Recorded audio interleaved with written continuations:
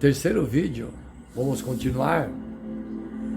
Com o tempo, a dor e a ausência causada pela morte do ente querido viram apenas uma forte saudade que parece por causa de uma antiga fotografia, um velho baú de recordações, uma história relembrada, um cheiro que surge do nada, as saudades, a memória das coisas boas que ficam guardadas no fundo do peito, às vezes aperta, mas não dói tanto. Eu sempre digo, amados e amadas, uma ferida, uma dor, a gente se acostuma com ela, mas jamais cicatriza e jamais se esquece. Há diferentes separações pela morte. Quando o homem ou a mulher alcançam boa idade, fartos dias, ao morrer não é triste. Quando uma pessoa vem a morrer por doença que durou meses ou anos, a morte já é mais triste. Quando ocorre um acidente ou alguém morre, em um momento, isso é muito doloroso, mas quando ocorre um massacre, assim como em Suzano e 13 de março, essa perda talvez seja o pior. Ela foi consumada por maldade sobre pessoas inocentes quanto ao fato. E quando há o desaparecimento de alguém que amamos, como em Brumadinho, a tragédia, caso em que mais de 90 pessoas não foram encontradas para o sepultamento digno, isso também é muito dolorido para o resto da vida. Ora, a pessoa simplesmente não foi encontrada, está enterrada em algum lugar no lamaçal. Isso tudo Jesus garante pelo seu ato na cruz, vai terminar tudo isso. Mas a morte já foi vencida. Jesus a venceu lá na cruz, ao morrer sem pecar e depois ao ressuscitar da segunda morte, pôde ressuscitar porque viveu sem pecado. Ele venceu a morte eterna, que assim ele superou. É dessa morte que estamos libertos se estivermos com ele, não da morte passageira chamada sono, que todos estamos sujeitos, exceto aqueles que estiverem vivos por ocasiões do início das pragas. Quando iniciou as pragas, nenhum santo irá morrer. Quando Cristo, suspenso na cruz, bradou, está consumado, houve um poderoso terremoto, tremeu a terra, que abriu as sepulturas de muitos que haviam sido fiéis e leais, apresentando o seu testemunho contra toda a obra má, exaltando o Senhor Deus dos exércitos. Agora, ao sair, o doador da vida do sepulcro, proclamando: eu sou a ressurreição da vida, convocou esses santos para fora da tumba, enquanto vieram à custa da própria vida, haviam dado inabalável testemunho da verdade. Agora deviam ser testemunha daquele que os ressuscitara dos mortos. Esses, disse Cristo, não mais são cativos de Satanás. Eu os redimi, trouxe-os da sepultura como as primícias de meu poder, para estarem comigo onde eu estiver, para nunca mais verem a morte, nem experimentarem a dor. O pensamento para meditar, amados e amadas: tenhamos a cada dia uma lágrima para todas as dores, um sorriso para toda alegria, um perdão para todas as ofensas, uma mão que se estenda a todas as necessidades, um coração que ame todos, uma oração para todas as horas. A Bíblia tem as melhores promessas de relação à morte. Disse-lhe Jesus: eu sou a ressurreição e a vida, aquele que crê em mim, ainda que morra, viverá. E quem vive e crê em mim, não morrerá eternamente. Você crê nisso, amado e amada? João capítulo 11, verso 25 e 26. Amado e amada, não queremos que vocês sejam ignorantes quanto aos que dormem, para que não se entristeçam como os outros que não têm esperança. Se cremos que Jesus morreu e ressuscitou, ressurgiu, cremos também que Deus dará mediante Jesus e com ele aqueles que nele dormem. 1 Tessalonicenses capítulo 4, verso 13 e 14. Espiritualmente solteiros, quinta, a situação dos especialmente solteiros ou especialmente viúvos é de delicada em muitos casos. São pessoas, geralmente, mulheres, que são apenas elas que se converteram. O cônjuge não se converteu. Se tem filhos, muitas vezes, eles também não se converteram. A maioria dos casos são mulheres crentes. Mas há casos de homens nessa situação também. Existem nas casas que enfrentam estilo de vida contrário à sua fé. Quanto ao alimento, trabalho no dia de sábado, por exemplo, amizade e comportamento, muitas vezes, tais pessoas sofrem calada, após anos. Há casos em que a pessoa que se converteu sofre oposições. Pior,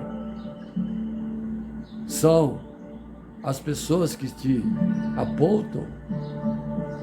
Ou seja, resumindo a situação, quando melhorou, então o que piorou? Isso quer dizer uma pessoa que se converte, melhora seu estilo de vida, sim, mas o que não se converte, não entende assim, e cria situações para que tudo fique pior. É o preconceito contra os crentes.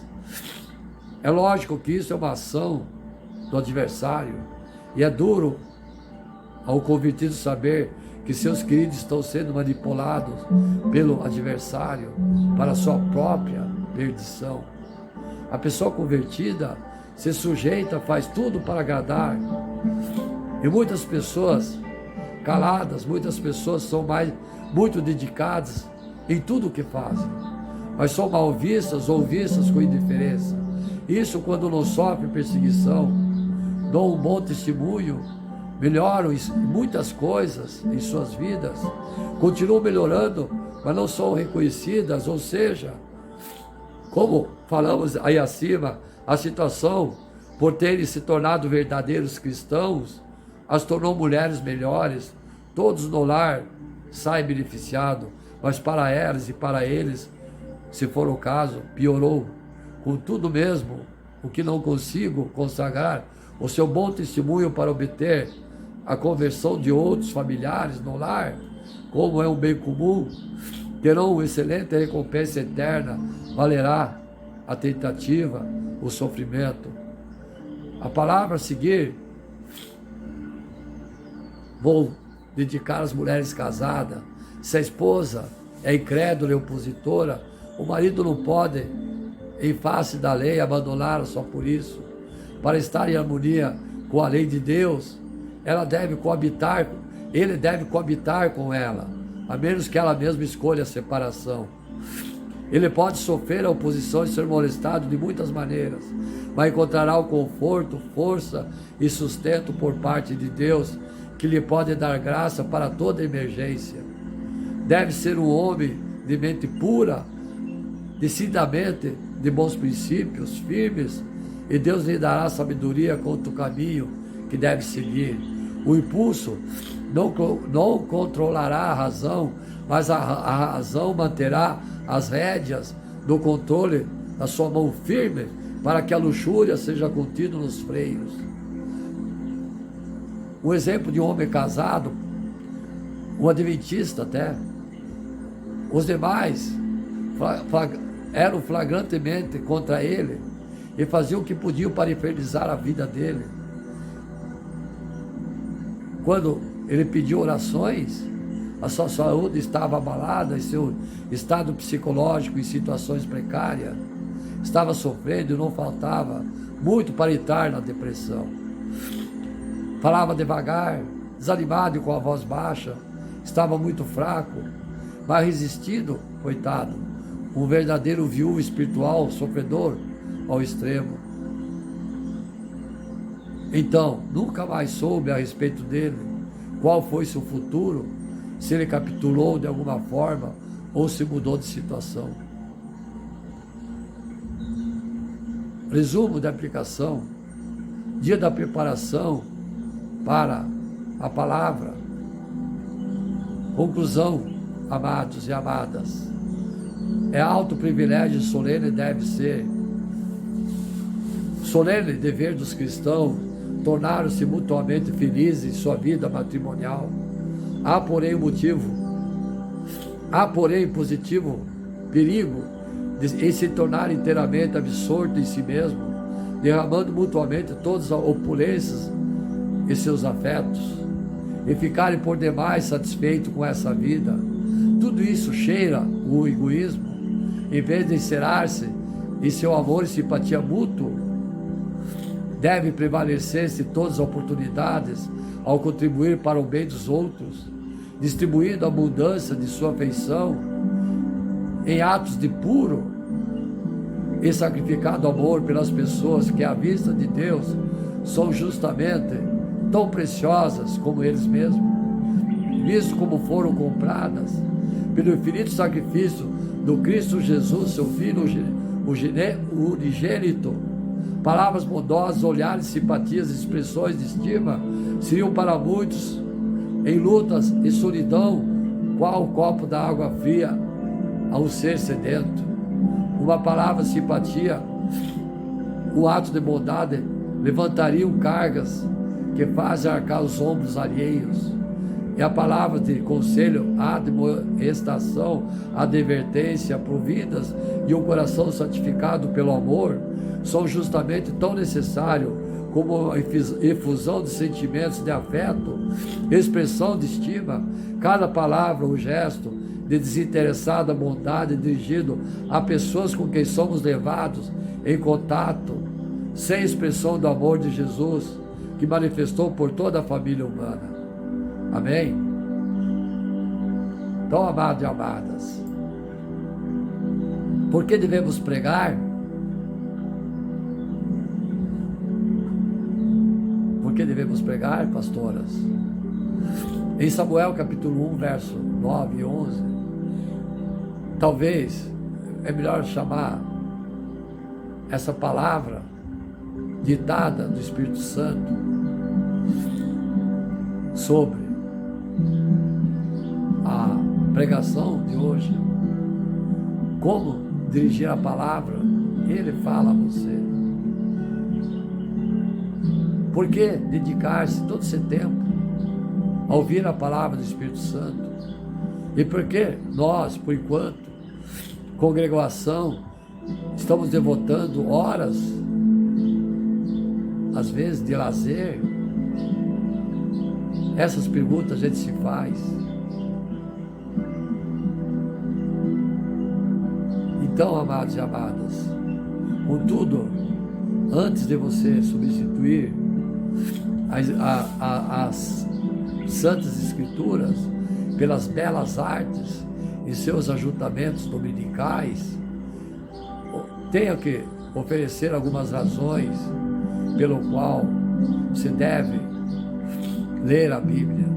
O povo de Deus se ajunta para ouvir a palavra de Deus.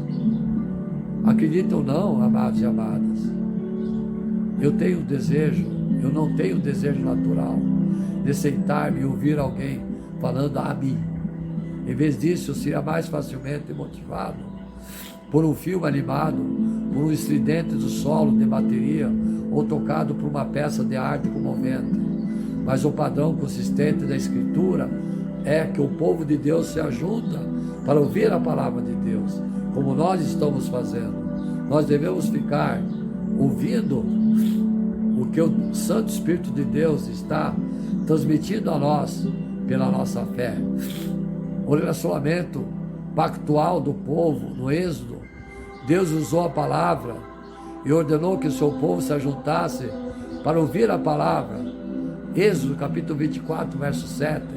Enquanto Israel tinha os seus inimigos na jornada até a terra prometida, Deus ordena que seu povo se detenha e marche 32 quilômetros ao norte, até de fronte de 2 montes.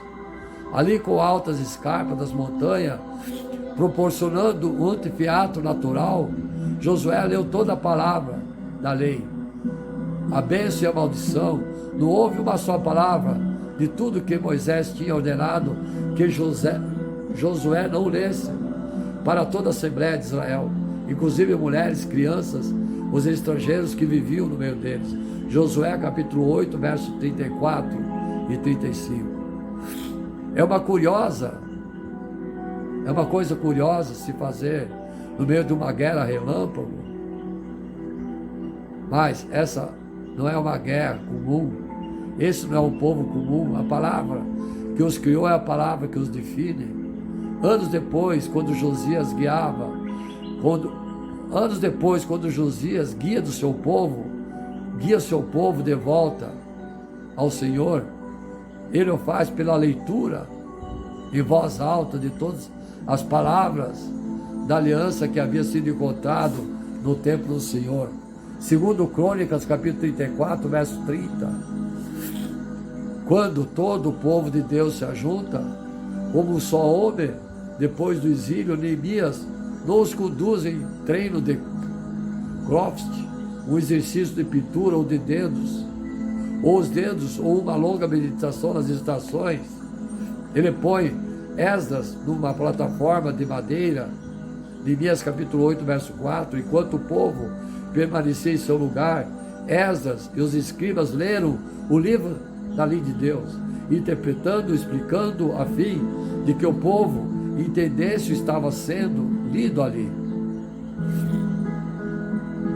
O ministério público de Jesus, em Lucas, começa com ele entrando na sinagoga, tomando o rolo de livro de Isaías, lendo, ensinando a partir dele. Lucas capítulo 4, verso 14 e 22. Em Atos capítulo 2, o povo não é salvo por meio de um balão evangélico ou qualquer outra engenhoca, mas por meio da exposição pública da palavra, feita por Pedro. Os diáconos foram estabelecidos em Atos capítulo 6, não para os apóstolos ficassem livres para estudar as novidades técnicas, teatrais ou da moda, mas para que ficassem livres para pregar a palavra de Deus. Atos capítulo 6, verso 2. Paulo exorta Timóteo a pregar a palavra. 2 Timóteo capítulo 4, verso 2. Eu poderia seguir nos exemplos. O olho empolga, mas o ouvido capacita. Nós não precisamos de sátiras dos portões celestiais das chamas do inferno, como fazia Textel. O povo de Deus precisa se reunir para ouvir a palavra. Pregar a palavra de Deus ensina o seu povo como ler a palavra de Deus. Não muito atrás,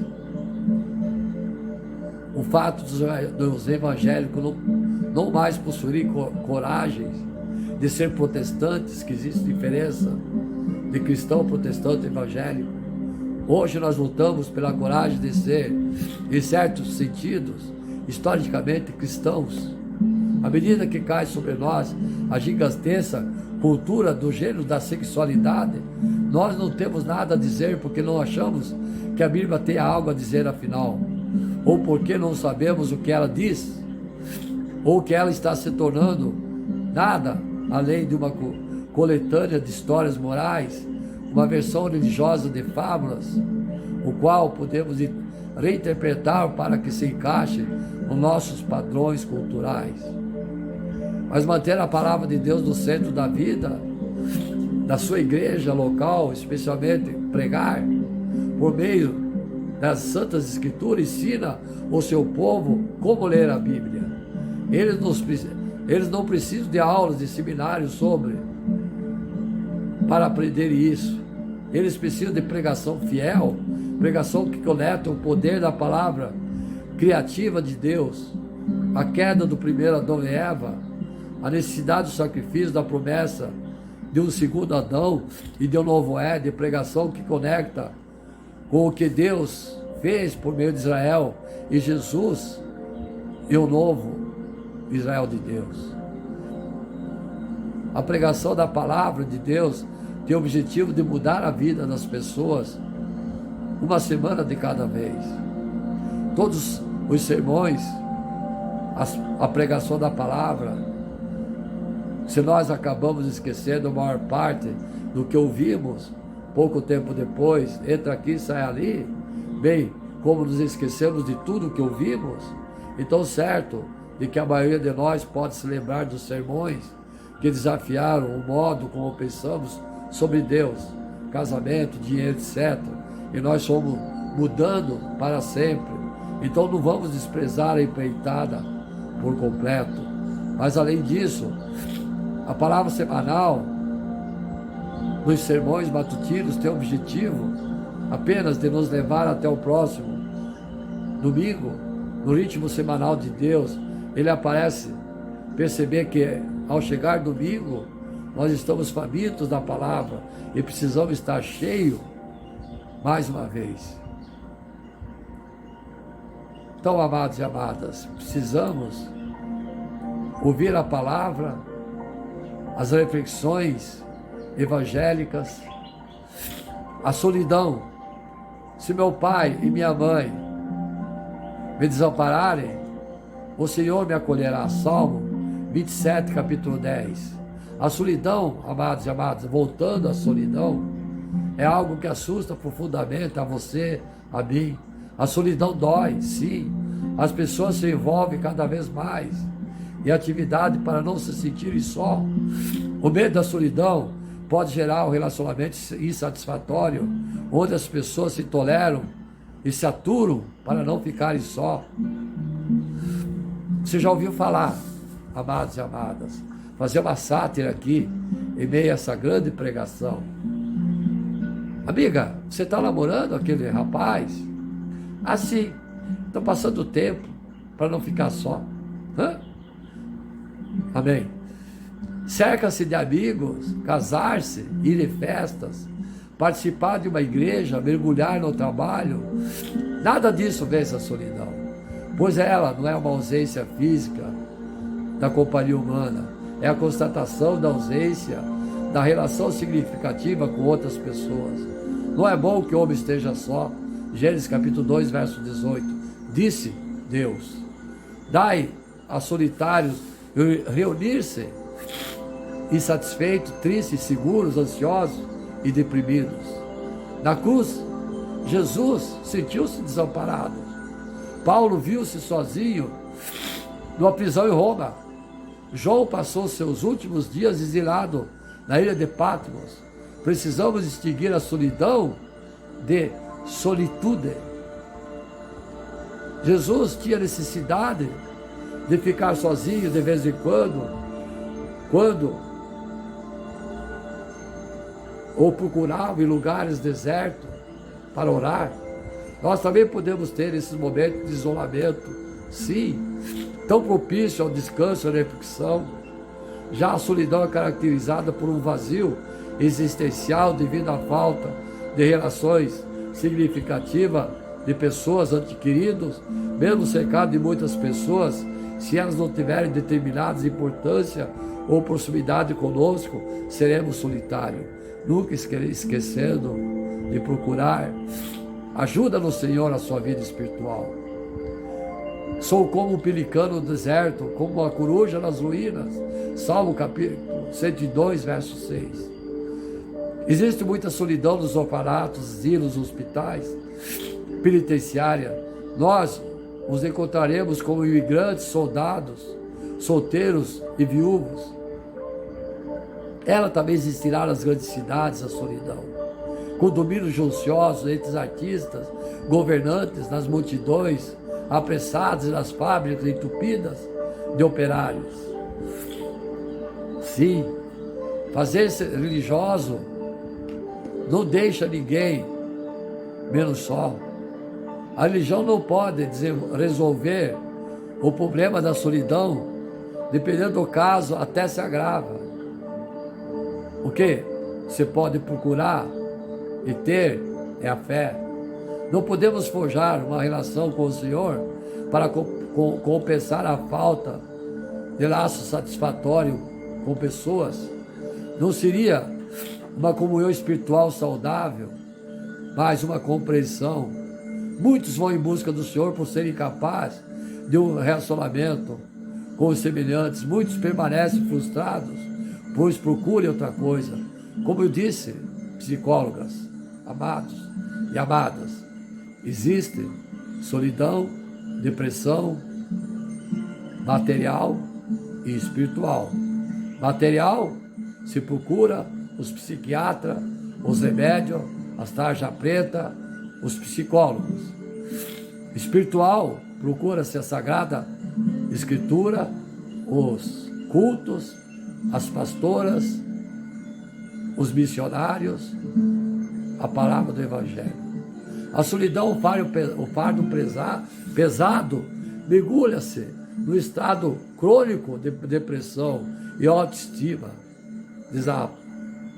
Vão à busca de outros com tanta ansiedade que as afastam, originando então autopiedade e desespero. Como resultado, as pessoas tentam esconder-se numa vida social intensa, nas drogas, no álcool, alguns até tentam o suicídio. Não podemos ir à casa de Deus por costumes e sair de lá exatamente como entramos, mas se quisermos, faremos do culto um momento de riqueza espiritual, de crescimento interior. Infelizmente, amados e amadas, muitas igrejas com suas cerimônias frias e convívio humano superficial contribuem para que seus membros se sintam solitários. Nenhuma solidão, depressão resiste ao companheirismo sincero e desinteressado com o Senhor. Quem está com Ele nunca se encontra totalmente só. Se meu pai e minha mãe me desampararem, o Senhor me acolherá. Salmos 27, capítulo 10. Se nos relacionarmos apenas com pessoas, mas não com Deus, olhe, aqui psicólogas, o que eu disse. Se nos relacionarmos apenas com pessoas, mas não com Deus, ainda estaremos solitários. Além de nos abrirmos com Deus, necessitamos estabelecer relacionamentos significativos com quem está ao nosso lado. Nos cultos, nas igrejas, em casa, no trabalho. Para isso precisamos tentar superar o desentendimento, o desarrependimento do passado. Para sairmos da solidão, temos que reconhecer que o propósito da vida das pessoas não é satisfazer, nem tornar nossas vidas mais agradáveis, que eles não existem para nós, mas para si próprios. É dar-se, receber, para viver e deixar viver de uma maneira desinteressada, profunda e sincera. Para sermos seres humanos em plenitude, precisamos um dos outros. Obter a vitória para a solidão e a depressão é superar a circunstância, a timidez e o medo. É sair da sua colcha e estabelecer relações significativas e gratificantes. Amados e amadas, essa foi a primeira fase que estamos abordando, a pregação sobre depressão, solidão. Certo? Então, como disse a vocês, existem duas formas, dois campos de você ser acometido por isso. O campo material, o campo espiritual, como eu já frisei e vocês entenderam. Eu vou finalizar a primeira parte, ditada pelo Espírito Santo a vocês, de palavras sobre depressão e solidão.